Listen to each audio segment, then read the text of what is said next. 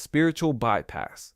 Sometimes the ego doesn't show up as pride or arrogance or even anger. Sometimes it wears a robe, lights incense, and tells you everything is love and light. This is what we call spiritual bypassing, when a person uses spiritual beliefs, quotes, or practices to escape real-world pain, trauma, or responsibility. Instead of dealing with uncomfortable emotions, they jump straight to positivity. Instead of facing conflict, they chant mantras.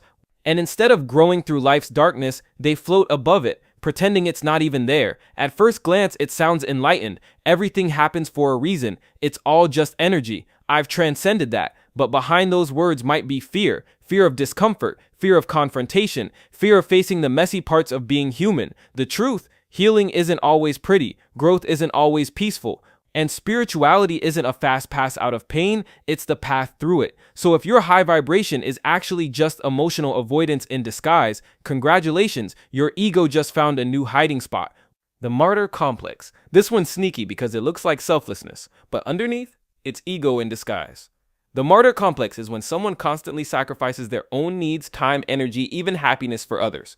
Sounds noble, right? But here's the twist. Deep down, they're not just doing it out of love. They're doing it for recognition, for control, or sometimes for guilt.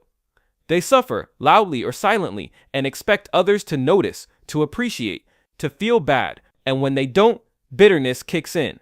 After all I've done, no one even says thank you. Classic martyr energy. At its core, this trap is about identity. I'm the one who always gives. I'm the one who gets hurt. I'm the one no one ever appreciates. And the ego loves that narrative because it puts you at the center, even in your own suffering. Real selflessness doesn't come with a scoreboard. It doesn't demand praise, and it doesn't weaponize kindness.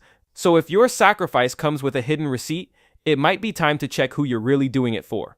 The enlightened narcissist. Now here's a plot twist the ego loves. It stops pretending to be small and starts pretending to be enlightened. The enlightened narcissist is the person who's read the books, memorized the quotes, done the yoga, burned the sage, and now thinks they've ascended above everyone else. They'll say things like, "Oh, you're still triggered by that. I used to be like you before I awakened." Or, "I'm too evolved for drama. I only vibe with high frequency people." But here's the kicker. True spiritual growth makes you humble. It makes you more compassionate, not more condescending. The enlightened narcissist hides behind spiritual language, but their energy screams superiority. They weaponize consciousness to dominate, to judge, and to avoid their own blind spots. In reality, awakening isn't a destination, it's a process. And if you truly get it, you won't need to prove it. Because the minute you say, "I've transcended my ego," that's usually your ego flexing in disguise.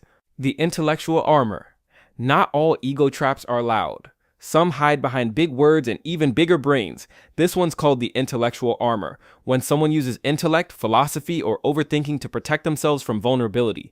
They've read all the psychology books. They can explain their trauma in 10 different frameworks, but ask them how they feel, they'll change the topic. Or quote Carl Jung, "It's a defense mechanism, an armor made of logic." Because staying in the mind is safer than dropping into the heart. If I can explain it, I don't have to feel it. If I can analyze it, I don't have to heal it. And the ego thrives here because it can stay detached, clever, and in control. No messy breakdowns, no awkward "I don't know what I'm feeling." Just theories, models, and a false sense of being above it all. But true growth, true healing, it isn't always rational. It's raw, it's emotional, it's uncomfortable. So if your wisdom is really just a wall, it's not your higher self speaking. It's your ego hiding behind a bookshelf. The lone wolf savior. This one's dramatic, romantic, even kind of cool at first glance. The lone wolf savior is the person who believes no one can understand them, no one can help them, and no one else can carry the weight they carry. They isolate themselves, not because they want to, but because they believe they have to. It's the mindset of, "I'll do it alone, I always have."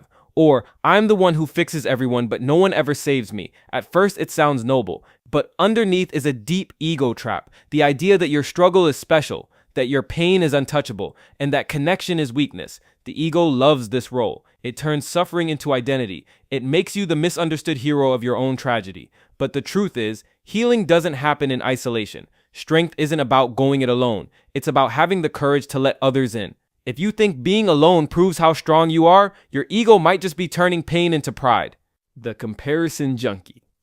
This one's loud and subtle, obvious and sneaky.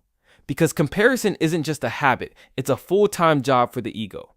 The comparison junkie constantly measures themselves against others, better than some, worse than others, always scanning, always ranking. Am I ahead? Am I behind? Am I winning at life or falling short? Sometimes it shows up as pride. At least I'm not like them. Other times it's self-loathing.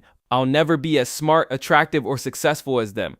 Either way, the ego is feeding off separation. It needs a me and a you, a scoreboard, a sense of where it stands. And the more you compare, the more your worth becomes dependent on someone else's life. But here's the kicker. Comparison is a rigged game. You're comparing your behind the scenes to someone else's highlight reel, and no one ever wins because the ego always moves the goalpost. True peace, it comes when you realize there's no race. You're not behind. You're not ahead. You're on your path, and that's the only one that matters.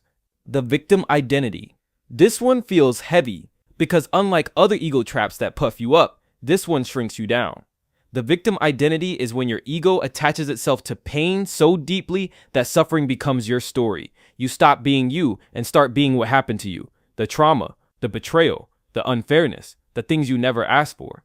It's not about denying that pain exists. It's about what the ego does with it. It says, I can't change. I can't grow. I can't let go because this pain is who I am now. And suddenly every challenge becomes proof. Every failure confirms the story. Every attempt to break free feels like a betrayal of the identity you've built. Here's the harsh truth. The ego doesn't always want healing. Because healing means losing the story. It means stepping into something unknown, something freer, but also scarier. Real empowerment doesn't come from holding on to wounds. It comes from realizing you're more than what happened to you. So if your pain has become your personality, your ego might be using victimhood as a throne. The performer persona. This one's subtle, flashy on the outside, hollow on the inside. The performer persona is when the ego crafts a perfect identity to be seen, not to be real. It's the person who's always on, always curated, always performing the version of themselves that gets applause, validation, admiration, even envy. On social media, they're thriving. In public, they're confident. In spiritual spaces, they're wise. But behind closed doors, there's exhaustion, emptiness, a quiet fear of not being enough without the mask. The ego builds this persona for survival. But here's the cost. You lose touch with who you really are because the applause isn't for you. It's for the character. The real you doesn't need to perform. It just needs space to be raw, flawed, human, and still worthy. The no ego. Ego. This is the grand finale, the boss level. The ego's final disguise is pretending it doesn't exist. Welcome to the no ego, where someone is so convinced they've transcended the self, they can't see they're more trapped than ever. But here's the twist. The moment you believe you fully escaped the ego wins. Because now it's invincible. It can't be challenged. It can't be questioned. It hides behind robes, mantras, intellectual enlightenment, and spiritual superiority. And any criticism, that's just your lower vibration speaking. The no ego is dangerous because it stops growth. It makes you believe the work is done. So the real power isn't in claiming ego death. It's in noticing over and over again when the ego tries to wear a halo. Because awareness is the only real antidote.